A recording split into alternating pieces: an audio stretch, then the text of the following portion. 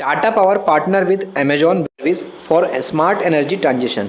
तो मार्केट के बेस पे अगर आप देखोगे तो टाटा पावर के अंदर मार्केट में एक के बाद एक नई नई अपडेट आती रहती है और इस बार कंपनी ने एक अच्छी ज़बरदस्त अपडेट लाई है।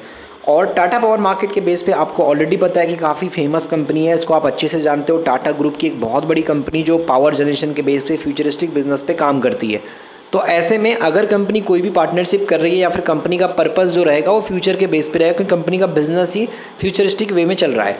तो टाटा पावर के मार्केट के हिसाब से बात की और डिमांड अभी बहुत ज़्यादा बनी हुई है, खास करके गिरावट के टाइम पे भी कंपनी फोकस रखा गया था। और इस बार जो पार्टनरशिप हुई है अमेजॉन वेब सर्विस के साथ में, तो यहाँ पर जो स्मार्ट कंज्यूमर सेंट्रिक जो एनर्जी ट्रांजिशन है इंडिया के अंदर, जो बात की जाए मॉडर्नाइजेशन के हिसाब से, जो डिजिटल इंफ्रास्ट्रक्चर और एनर्जी मैनेजमेंट के हिसाब से काम जो है वो कंपनी करने की बात कर रही है। तो ऐसे में डेटा ड्रिवन ट्रांसफॉर्मेशन के हिसाब से जो अमेजॉन वेब सर्विस है इसके साथ कंपनी जो है यहाँ पर काम करेगी। स्मार्ट तरीके से कंज्यूमर का ध्यान रख करके इकोसिस्टम जो है कंपनी का, एनर्जी इकोसिस्टम, उस पर कंपनी काम करेगी। तो इस हिसाब से देखा जाए तो यहाँ पर टाटा पावर की जो पार्टनरशिप है इसका फ़ायदा कंपनी को मिलने वाला है, क्योंकि डिजिटल फर्स्ट अप्रोच के चलते जो यहाँ पे क्लाउड कंप्यूटिंग हो गया, आर्टिफिशियल इंटेलिजेंस हो गया, IoT हो गया, इसके साथ जो बिल्ड करने के लिए स्मार्ट और जो एफिशिएंट पावर इकोसिस्टम है उस हिसाब से कंपनी काम करने वाली है। तो चलिए कंपनी के अभी के टाइम पे वर्तमान में टाटा पावर की क्या स्थिति है उसको ऑब्जर्व करते हैं। मार्केट वाइज कंपनी क्या फंडामेंटल अभी के टाइम पे रखी हुई है, शेयर प्राइस के हिसाब से क्या कंपनी में नेगेटिव पॉजिटिव संकेत मिल रहे हैं और क्या भविष्य इस कंपनी का हो सकता है। तो उस हिसाब से नंबर्स को समझेंगे जिससे कि टाटा पावर की हमको एक बेहतरीन जानकारी मिल पाए। तो ये वीडियो के एंड तक देखिएगा, किसी भी तरीके से आपका टाइम पास नहीं करेंगे। जितना भी इंपॉर्टेंट डेटा जो इन्वेस्टर के लिए जानना समझना ज़रूरी है टाटा पावर के बेस पे, उसी को इस वीडियो में हम यहाँ पे डिस्कस करने वाले हैं। तो एंड तक देखो, कोई भी पार्ट आपको मिस नहीं करना है, ताकि कंपनी की जो प्रॉपर जानकारी है फंडामेंटल के पॉइंट पे वो आपको मिल सके। कंपनी के बिजनेस की बात करेंगे तो ये कंपनी जो है यहाँ पर बिजनेस करती है जनरेशन, ट्रांसमिशन और डिस्ट्रीब्यूशन के हिसाब से इलेक्ट्रिसिटी की बेसिस पे। कंपनी का जो एम है वो प्रोड्यूस करने का है इलेक्ट्रिसिटी के हिसाब से जो रिन्यूएबल सोर्स है उसके थ्रू। और कंपनी यहाँ पे मैन्युफैक्चर करती है सोलर रूफ्स। और कंपनी का जो प्लान है वो 1 लाख EV चार्जिंग स्टेशन करने का है 2025 में। तो मार्केट के हिसाब से देखा जाए तो कंपनी का इंडिया लार्जेस्ट मार्केट के हिसाब से जो चार्जिंग स्टेशन का टारगेट है वो नज़र आता है। और इस हिसाब से कंपनी अगर ये चीज़ करेगी तो डेफिनेटली कंपनी को फ़ायदा भी इस चीज़ से मिलने वाला है भविष्य में। तो टाटा पावर का जो मार्केट कैप है वो तो 1,14,000 करोड़ का, तो बहुत बड़ी कंपनी तो ऑलरेडी ये बन गई है। बट एक साल के अंदर जो तेज़ी आना चाहिए था वो तेज़ी टाटा पावर में नहीं आ पाई है और ये अभी 358 के आसपास है, जो कि इसका एक साल पुराना प्राइस 326 का था।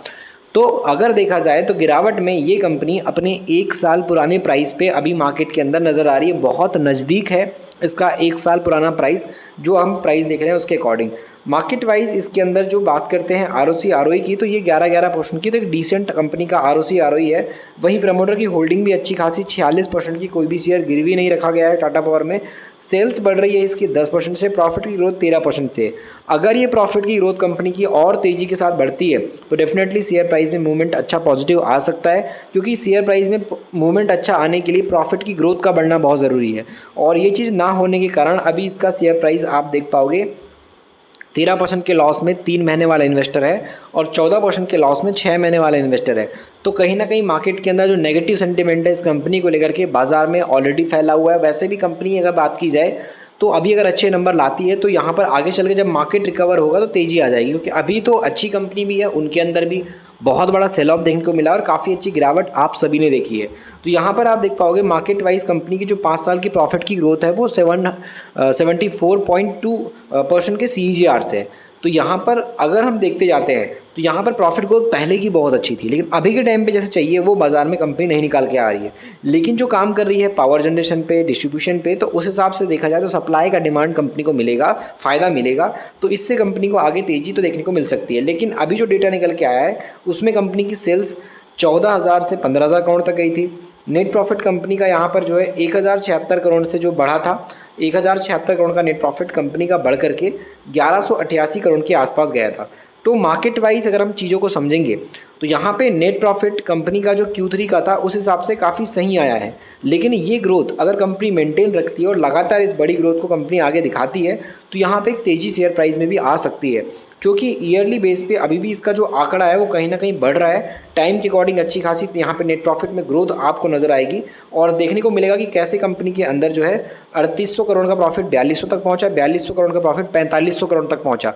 तो कहीं ना कहीं मार्केट वाइज अगर आप नेट प्रॉफिट को समझोगे तो आपको पता चलेगा कि इस कंपनी के अंदर जो ग्रोथ है वो अभी भी कम नहीं हुई है, एक स्टेबल ग्रोथ के साथ कंपनी आगे बढ़ रही है। तो यहाँ पे समझने वाला पॉइंट ये आ जाता है, कंपनी के अंदर आपको नज़र आएगा कि एक साल के अंदर तो माइनस में 5% के आसपास का लॉस नज़र आएगा, लेकिन ईयरली बेस पे इस कंपनी को समझेंगे तो अगर फंडामेंटल कंपनी के बढ़ते हैं, इंप्रूव होते हैं, सेल्स प्रॉफिट अच्छा कंपनी का बढ़ता है, तो शेयर प्राइस इंक्रीज़ होगा, तो डेफिनेटली इस कंपनी में आगे चल के तेज़ी की भी जो माहौल है वो बन सकता है।